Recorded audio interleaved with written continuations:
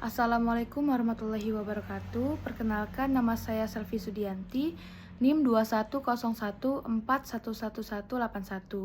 dari kelas 5E PGSD.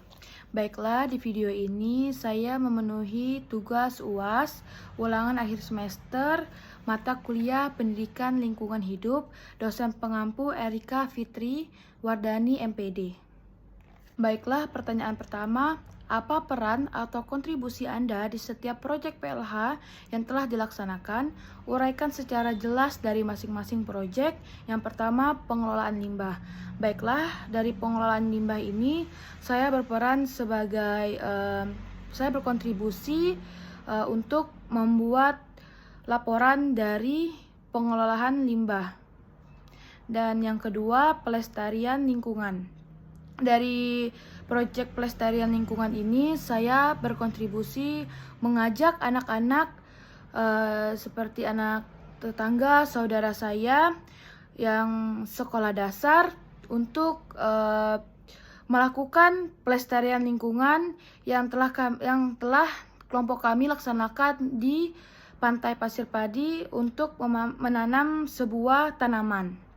Dan yang ketiga, Sekolah Adiwiyata. Di sini saya berkontribusi sebagai mengikuti kegiatan tersebut yang telah kami laksanakan, observasi ke SD Negeri 37 Pangkal Pinang. Baiklah, pertanyaan kedua, proyek mana yang menurut Anda paling menantang? Mengapa?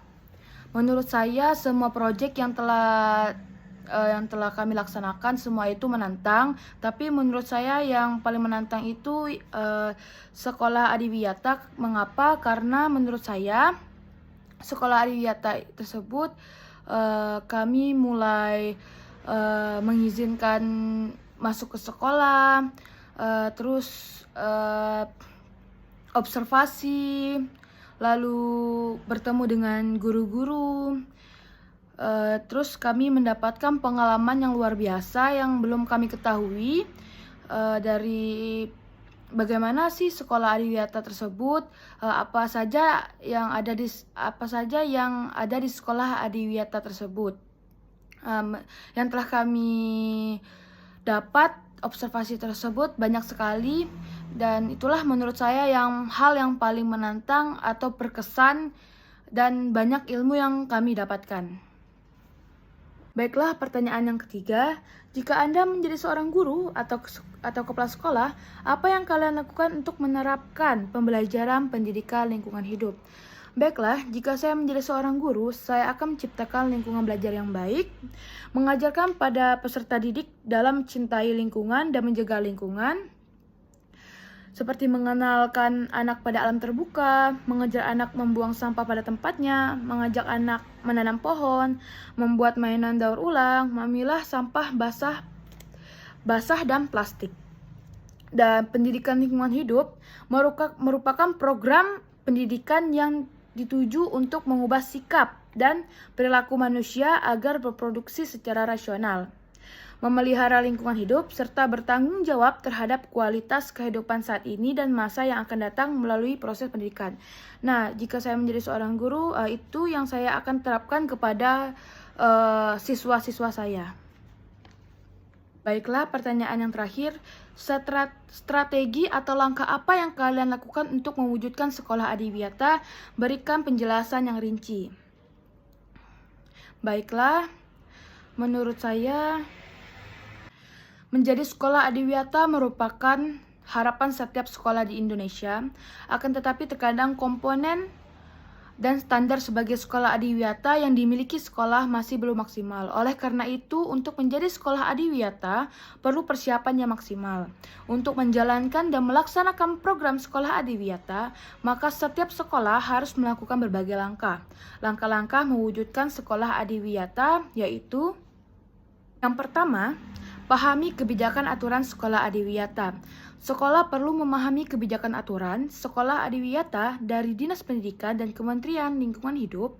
Apabila ingin mengikuti lomba Sekolah Adiwiyata, maka perlu memahami aturannya terlebih dahulu agar dapat dengan maksimal mewujudkan Sekolah Adiwiyata.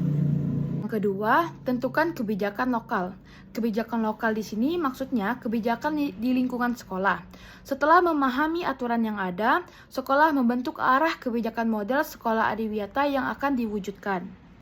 Yang ketiga, penyimbangan unsur biotik abiotik dengan seni. Dalam kehidupan di dunia, setidaknya ada dua unsur utama pembentuk kehidupan, yaitu biotik dan abiotik. Biotik sendiri berarti berkaitan makhluk hidup seperti hewan, tumbuhan, dan manusia. Sedangkan abiotik tidak hidup seperti air, udara, dan tanah. Nah, dalam sekolah adiwiyata, ini maka perlu ada keseimbangan antara biotik dengan abiotik. Yang keempat, partisipasi warga sekolah. Nah, di sini sangat penting partisipasi warga sekolah. Sekolah adiwiyata tidak akan dapat terwujud jika warga sekolah tidak solid, mewujudkan kebiasaan baik dalam mencintai alam. Yang kelima, budaya literasi. Selain aspek berkaitan dengan alam, lingkungan, perlu juga memberikan nutrisi bagi pikiran. Dalam hal ini, dengan cara membudayakan literasi baca tulis di lingkungan sekolah, salah satunya dengan menyediakan pojok baca di ruang kelas. Nah, banyak beberapa sekolah yang telah saya lihat atau saya observasi, banyak sekali antusias sekolah dalam mewujudkan pojok baca di ruang kelas masing-masing. Baiklah, itu saja yang dapat saya jelaskan, saya paparkan dalam tugas UAS Pendidikan Lingkungan Hidup. Baiklah, jika ada salah kata saya mohon maaf. Saya tutup. Wassalamualaikum warahmatullahi wabarakatuh.